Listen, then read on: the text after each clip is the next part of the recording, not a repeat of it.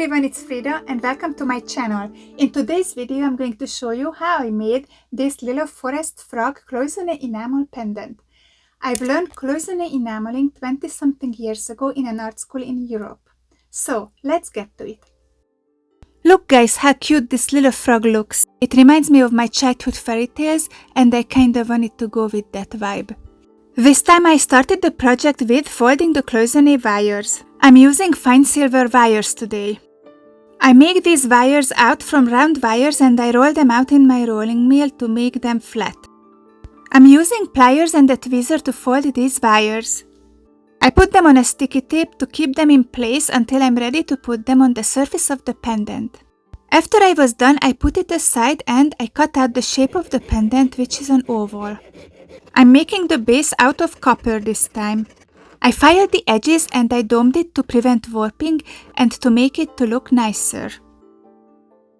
I wanted the colors to appear brighter than they would on copper, so I decided to cover the surface with silver foil. I had some scrap silver and I rolled it out in my rolling mill as thin as I could. It was really thin already, but I wanted it to be even thinner, so I hammered it out even more. The hammering also gave the foil a really nice texture, which I'm hoping is going to show through the transparent enamels. It was time to start preparing the base. We always start enameling with applying counter enamel on the back of the piece. Most of the time I use black, but you can use any other opaque colors. When I was done applying the black counter enamel, I fired the piece off camera. It's a copper piece, so oxides developed on the front of the pendant and we have to clean that off before we start enameling on the front.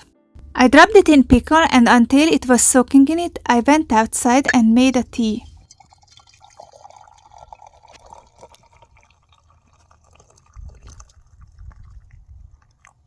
Can you spot my dog on this video?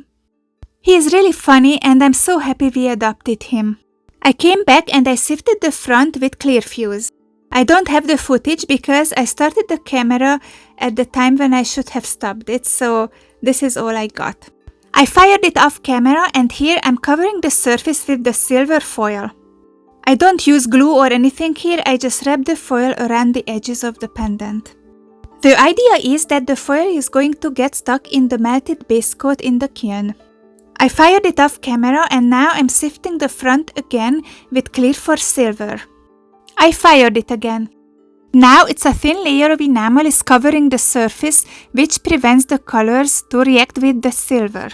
The next step is to put the wires on the surface of the pendant.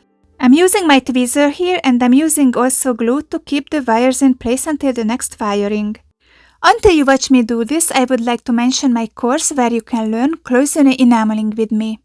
It's a beginner-friendly 3-part course where you can follow me step by step, and by the end of this course you're going to end up with a beautiful Cloisonne enamel piece for yourself.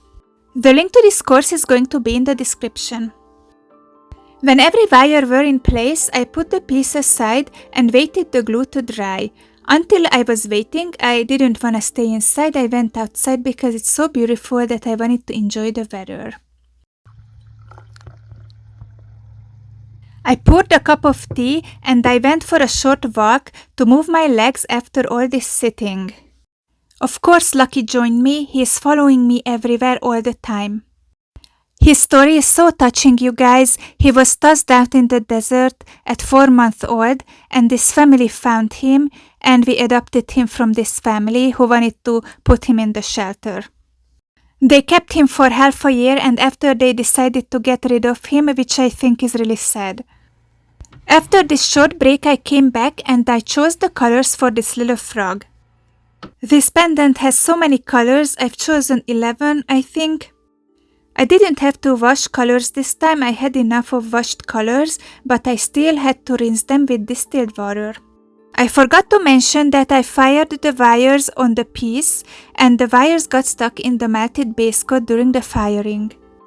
I'm using a paintbrush and a little scraper to get these colors in between the wires. I left some water on the enamels, so the water helps me to transfer the enamel in between the cells, because otherwise they would be like powder and they would just fly everywhere. The water also helps to carry the enamel particles in the corner of the little cells. I would like to let you know here that I have an online store. Please check it out if you're interested and if you would like to support me. I leave the link down in the description. This technique is so amazing, you guys. This jewelry going to last you for generations. That's one of the reasons I fell in love with this technique, and the thought that these pieces are going to survive me and make people happy long after I'm gone makes me really happy and fulfilled in a way. I don't think that you can put monetary value on these pieces. You're not just buying a piece of jewelry, they have a part of my heart and also years and years of practice, dedication and learning. This applies to every artist and every small handcrafted business out there. Please guys support us because I feel like we're lost in this corporate world. When I was done filling out the first layer of colors, I waited the enamel to dry. This is important because you don't want moisture left in the enamel. Moisture would evaporate in the kiln really fast and the enamel would pop off.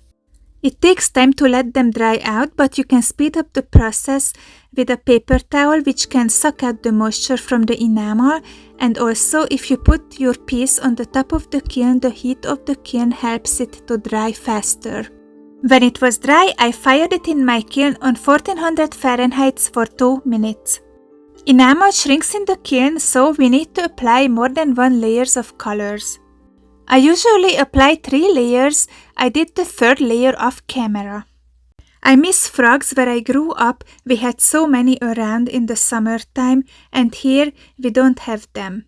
No, I'm mistaken, we have some by the river, but I don't really see those. I find them super cute. Do you like them too? After I was done firing the 3rd layer, only one step remained of this process, and that was the sanding. I'm using diamond pads for this, and I have 3 kind of them. I have a really coarse one and finer ones.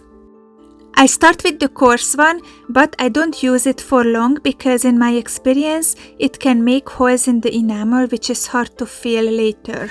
So I swap pretty quickly to the finer ones, and those give the enamel a more polished and finished, smoother look. I also use sandpaper at the end to make it really smooth. Enamel loses its shine during the sanding, so we have to fire it again to get the shine back. I did that off camera. If you want to see more enameling videos, check out this playlist. The final step was putting it in a setting I made, and it was done. This is it from me today. Please guys like, share and subscribe, and please consider supporting me on Patreon. Thank you so much for watching, and see you in the next video. Bye!